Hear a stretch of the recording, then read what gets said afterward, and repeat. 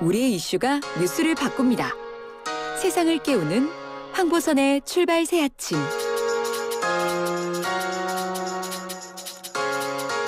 자, 최희 아나운서 어서 오십시오. 네, 안녕하세요. 최희입니다. 오늘도 청취자 여러분 문자 받아볼 텐데요. 예. 코로나 확진자 수가 정말 역대 최다를 계속 경신하고 있는 가운데 정부가 거리두기 완화 방침을 시사했습니다. 예.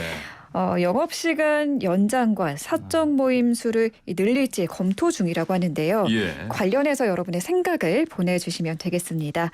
문자 메시지 샵 0945번, 우물정의 0945번으로 보내주시고요. 단문 50원, 장문 100원의 유료 문자입니다.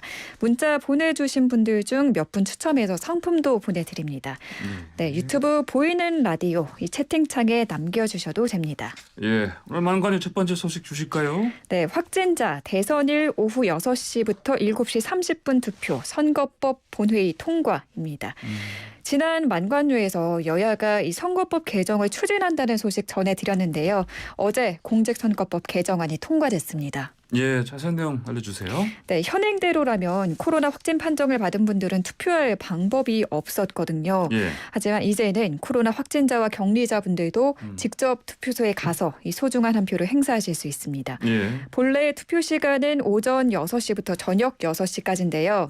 이 확진자와 격리자는 그 이후 시간인 이 저녁 6시부터 7시 반까지 전국의 투표소에서 투표할 수 있습니다. 예, 6시 부터 7시 반까지 1시간 반 동안 할 수 있다. 네.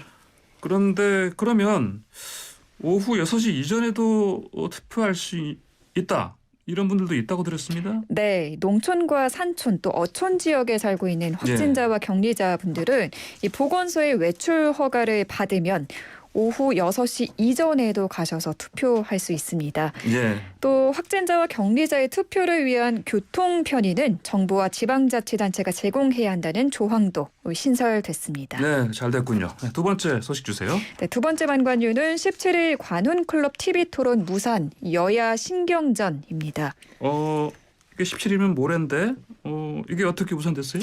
네, 일단 4명의 대선 후보는 현재까지 2차례의 토론을 가졌잖아요. 네.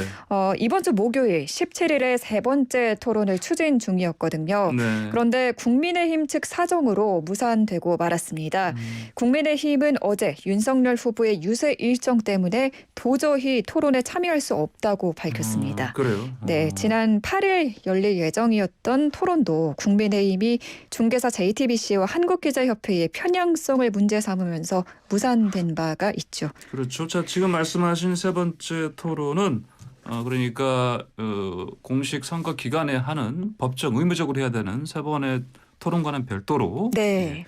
별도 토론이고요. 네, 맞습니다. 자, 어쨌든 민주당이 당연히 강하게 비판했겠습니다. 네, 민주당은 차라리 토론하기 싫으면 싫다고 솔직히 말하라면서 폭격을 날렸고요. 폭격? 또 네. 또 윤 후보가 토론을 피하고 있다고 논평을 냈습니다. 네. 선대위 조승래 수석 대변인은 일정을 핑계로 토론을 거부하는 건 유권자를 우습게 하는 것이라며 비판을 이어갔고요. 예. 여기에 국민의힘은 토론을 거부한 게 아니다. 일정이 빡빡해서 도저히 시간을 낼 수 없다라고 맞받았습니다. 예, 자 말씀하신 토론들은 참여할 후보들이 사실 이렇게 결정할 수 있는 그런 것인데, 네, 맞습니다. 자, 아까 제가 말씀드린 법정 토론 세 번은 다 의무적으로 다 참여해야 되는 거지 않습니까? 네, 그렇습니다. 앞으로 중앙선거관리위원회가 주관하는 법정 토론에는 최소 3번이 더 예정돼 있고요. 최소 3번이죠. 네, 지금 조금 전에 전해드린 이 무산된 토론은 이것과는 별도로 이 관훈클럽이 제안한 TV 토론입니다. 그래요. 예, 그리고 날짜가 언제죠? 네, 21일과 25일 그리고 3월 2일에 이 세 차례 이 법정 토론회가 열립니다. 그러면은 다음 주에 2번이네요. 다음 주에 2번 월요일하고 금요일하고 그리고 그 다음 주 3월 2일에 네, 총 그렇습니다. 3번 최소한 해야 되는 거 날짜가 잡힌 게 그렇네요. 네, 맞습니다. 자, 그리고 오늘부터 공식 선거 기간, 운동 기간 들어갔으니까 자 본격적으로 이제 각 후보들 유세 일정 시작 이미 했거나 네. 할 텐데요. 일정 어떻습니까? 네, 일단 더불어민주당 이재명 후보는 지난 밤 0시 이 부산항 해상교통관제센터를 찾았습니다. 오늘 새벽 0시. 네, 맞습니다. 어제 딱 밤 12시에 간 것 같아요. 어젯밤으로는 자정이 되는 거고. 네. 네, 이어 이 대구와 대전 찾은 뒤에 서울로 올라와서 오늘 유세를 마무리할 계획이고요. 그래요? 네. 또 윤석열 국민의힘 후보도 경부선 공략에 나섰는데요. 네. 이재명 후보와는 반대로 서울에서 출발해서 부산으로 갑니다. 그래요? 네. 오전에 서울 청계광장에서 출정식을 갖고요. 네. 이어서 대전과 대구, 부산을 찾습니다. 아니 그러니까 뭐 그 윤석열 후보는 저기 하행선, 네. 그다음에 이재명 후보는 상행선. 네, 맞습니다. 중간에 어디서 만날 수도 있겠는데. 자, 그리고 네, 다른 후보요? 안철수 국민의당 대선 후보는 예. 보수 텃밭인 대구 경북 TK 지역을 공략합니다. 예. 대구에서 출근길 유세를 하고요. 이 박정희 대통령 생가를 찾는다고 합니다. 예. 네, 이틀 동안 김천과 안동, 영주를 차례로 방문하고요. 또 심상정 정의당 대선 후보는요. 오늘부터 이틀간 호남을 찾습니다. 전주에서 대선 출정식을 한 뒤에 광주와 여수에서 유세를 이어갑니다. 예. 심상정 후보가 아까 새벽 한 5시 좀 넘어서 그때쯤 용산역에서 네, 첫 차를 타고 네. 네. 천리철 타고 온 것 같아요. 네, 익산에서 이 노동자들과 만났다고 합니다. 그렇군요. 자, 다음 한관 주십시오. 네, 세 번째 만관유는 고위험군 중심 4차 접종 시작, 일반 국민 4차 접종은 검토 안해입니다. 이거 어제 정부가 관련 내용 발표하지 않았어요? 네, 맞습니다. 예. 일단 4차 접종 대상은 면역 저하자와 요양병원과 시설 입소자와 종사자 그리고 기저질환자 등 고위험군이 대상입니다. 고위험군이 4차 접종 대상이다. 맞습니다. 네. 네, 이분들은 3차 접종을 받은 지 3개월이 넘어가고 있거든요. 예. 백신 효과가 굉장히 낮아져 있는 상태라서 이 코로나에 걸리게 되면 이 중증이나 사망으로 이어질 수 있어 굉장히 위험한 상태입니다. 예. 그래서 정부는 추가 접종을 서둘러서 이들의 면역을 끌어올리겠다는 겁니다. 그렇군요. 근데 이번 4차 접종 대상에서 60살, 60세 이상은 제외됐다고요? 네, 제외가 됐습니다. 예. 60세 이상은 아직 3차 접종 효과가 남아 있고 또 코로나에 만약 걸리더라도 예. 먹는 치료제로 대응할 수 있을 것으로 봤기 때문입니다. 그러니까 단순하게 60살 이상의 고령자는 제외됐다. 네, 고위험군이 대상자고요. 고위험군 대상자고요. 네. 예. 또 일반 성인들도 4차 접종 받아야 하는지 궁금하실 텐데요. 예. 4차 접종 대상에서 역시 제외가 됐습니다. 4차 접종 효과를 두고 전문가들 사이에서 의견이 나뉘고 있고요. 예. 또 부스터샷을 맞는 게 면역 체계에 이 부담을 줄 수도 있다는 분석이 나왔기 때문에 분석이 예. 보입니다. 예, 그렇게 그런 분석이 나왔군요. 알겠습니다. 자, 그러면 고위험군 4차 접종 언제부터 받는 거예요? 네, 면역 저하자의 경우에는 의사 소견에 따라서 추가 접종이 필요하다고 판단이 되면 접종이 예. 가능하고요. 어제부터 이 시작이 됐죠. 이 잔여 백신이나 전화 예약 등으로 근처 병원에서 접종 받으실 수 있습니다. 예약해서도 받을 수 있고 잔여 백신도 노쇼 그것도 네. 받을 수가 있다. 네, 맞습니다. 예. 또 요양병원이나 시설 입소자와 종사자의 경우에는 다음 달 첫째 주부터 화이자나 모더나 백신으로 접종이 시작됩니다. 예. 이 3차 접종을 받고 4개월 후부터 접종이 가능한데요. 만약 집단 감염 우려가 있으면 3개월 후부터도 접종할 수 있습니다. 그렇군요. 자, 그리고 제가 간밤에 어젯밤 9시까지 확진자 집계 보니까 자정 3시간 더 하면은 그거 역대 최대 확진자 나올 것 같은데 어떻게 예상됩니까? 네, 오늘 확진자는 예. 역대 최다입니다. 또 이 예. 처음으로 6만 명 안팎에 이를 것으로 예상되고 있어요. 6만 명이 넘을 수도 있겠네요. 네. 예.